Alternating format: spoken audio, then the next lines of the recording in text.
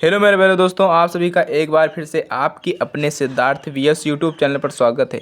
दोस्तों, आज की इस वीडियो लेक्चर में हम बात करने वाले हैं परासरण दाब यानी क्लास 12th केमिस्ट्री का जो फर्स्ट चैप्टर हमारा चल रहा था विलयन यानी सॉल्यूशन, और उसी का एक पांचवा लेक्चर वीडियो है, वो है परासरण दाब के ऊपर। इसके पहले मैं 4 लेक्चर वीडियो देख चुका हूँ आप लोगों को।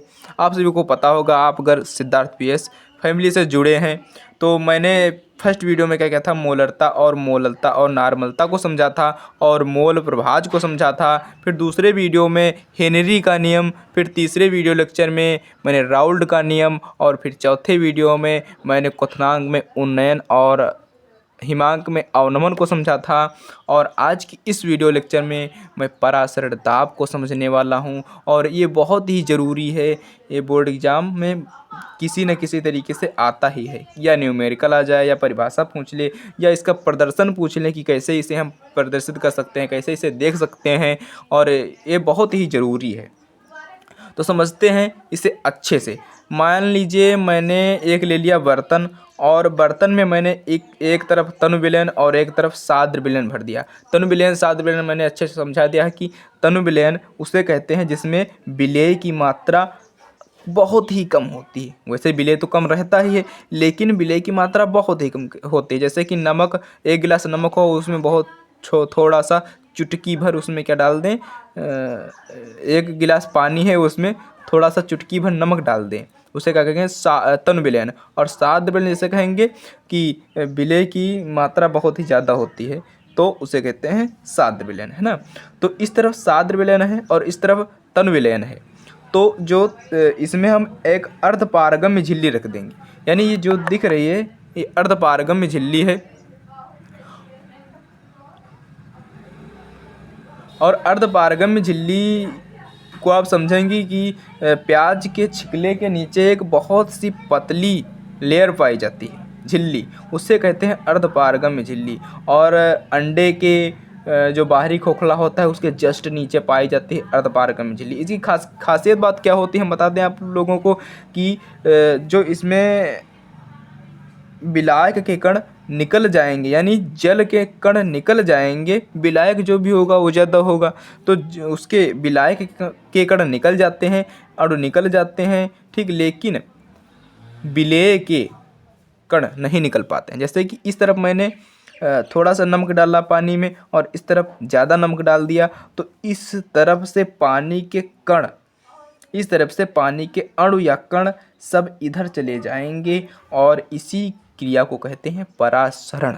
अब परासरण की हम परिभाषा देख लेते हैं कि विलायक के अणुओं का अर्धपारगम्य झिल्ली से होकर तनु विलयन से साद्र विलयन की तरफ स्वतः माने मतलब अपने आप स्वतः होने वाला प्रवाह ही परासरण कहलाता है। यानी जो प्रवाह होगा इधर से इधर, तो क्या होगा, वही परासरण कहलाएगा। ये मैंने जो तीर बना दिए हैं आप अच्छे से समझ सकते हैं, बहुत ही इजी तरीके से है, बहुत ही प्यारा टॉपिक है आप लोगों की तरह। अब हम देखते हैं परासरण दाब को, है ना।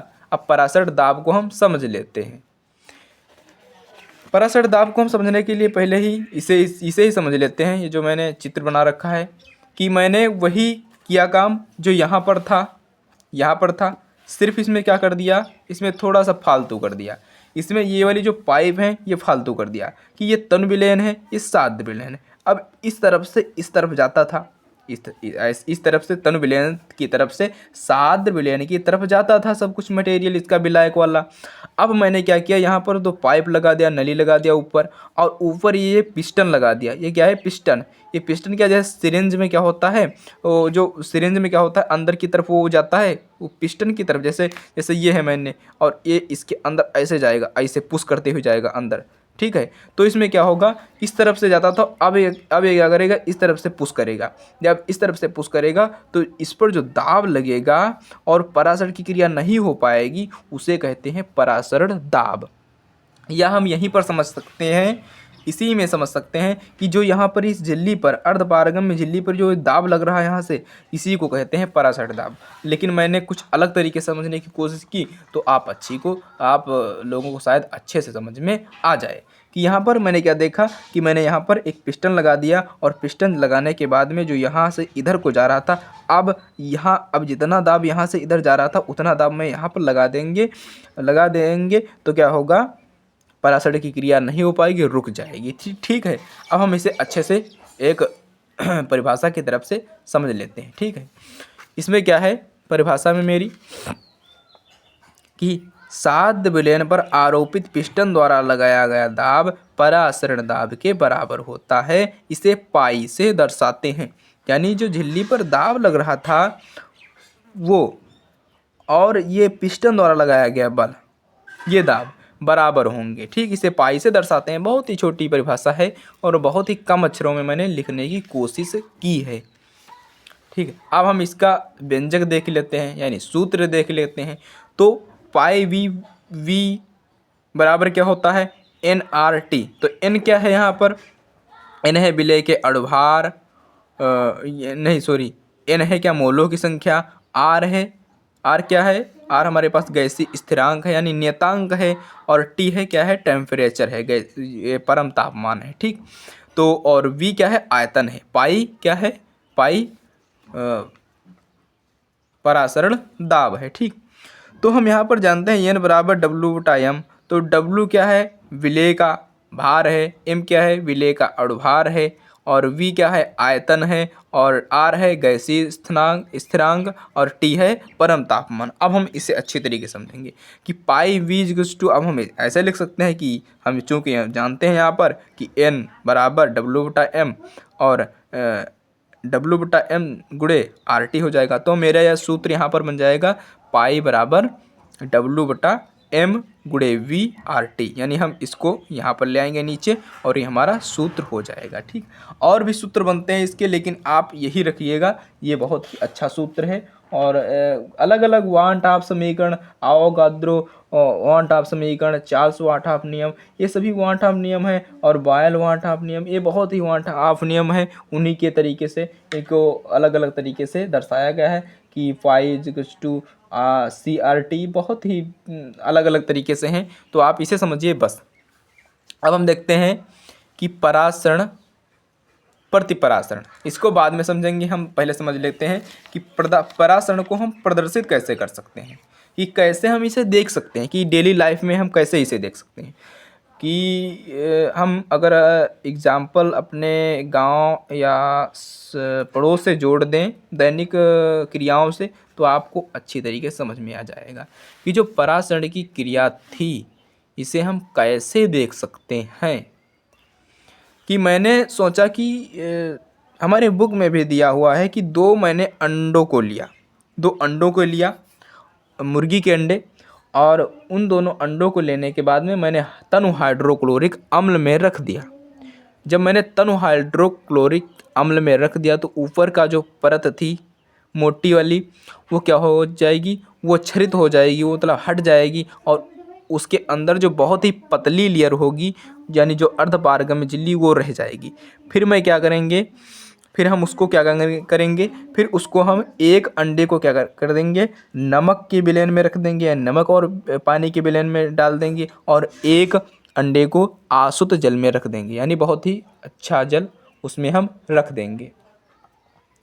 और आसुत जल में रखने के बाद में क्या देखेंगे, 2-3 घंटों के बाद में देखेंगे कि जो नमक वाले विलयन में रखा होगा अंडा वो क्या होगा, सिकुड़ जाएगा, और जो पानी में रखा होगा अंडा वो फूल जाएगा। अब ये इसमें परासरण की प्रक्रिया हुई, क्योंकि जो नमक वाला विलयन था, जो नमक वाले विलयन में अंडा रखा था तो नमक का विलयन अधिक साद्रित था, और उसके अंदर अंडे के अंदर जो मटेरियल था वो कम साद्रित था।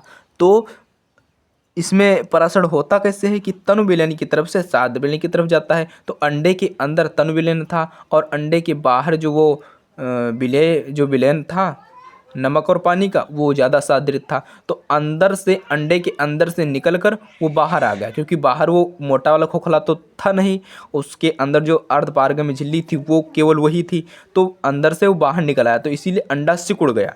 और फिर जब जो मैंने जल में रखा था, केवल आसुत जल में, वो क्या हुआ, अंदर साद्रित था, अंडे के अंदर तो साद्रित था, क्योंकि बाहर उसके केवल जल ही था, अशुद्ध जल था, तो क्या होगा, बाहर से पानी उसके अंदर प्रवेश कर जाएगा और अंडा वो फूल जाएगा। ठीक, आप ऐसे इसे प्रदर्शित कर सकते हैं। और भी एग्जाम्पल हैं इसके, और भी कई एग्जाम्पल हैं, अच्छे अच्छे एग्जाम्पल हैं कि जो हमारी कोशिकाएं होती हैं, जो हमारे शरीर की कोशिकाएं होती हैं, या हमारा शरीर कोशिकाओं से मिलकर बना होता है, और कोशिका के अंदर एक उपस्थित तरल पदार्थ होता है जिसे कोशिका द्रव्य कहते हैं।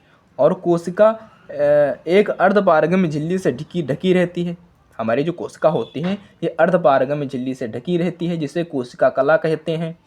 और जब परासरण होता है, यानी एक कोशिका से दूसरे कोशिका में जल जाता है, तो उसमें परासरण की प्रक्रिया होती है। ठीक, जैसे कि जीवों में जल का एक कोशिका से दूसरी कोशिका में प्रवेश करना परासरण होता है। ठीक, तो आप ऐसे समझ सकते हैं। अब हम समझते हैं प्रतिपरासरण को। ये हमारा रहा प्रतिपरासरण। प्रतिपरासरण क्या होता है कि परासरण के विपरीत होता है। अब हम इसे अच्छे से समझते हैं कि वह घटना जिसमें विलायक के अणु अर्धपारगम्य झिल्ली द्वारा अधिक साधारण वाले विलयन के से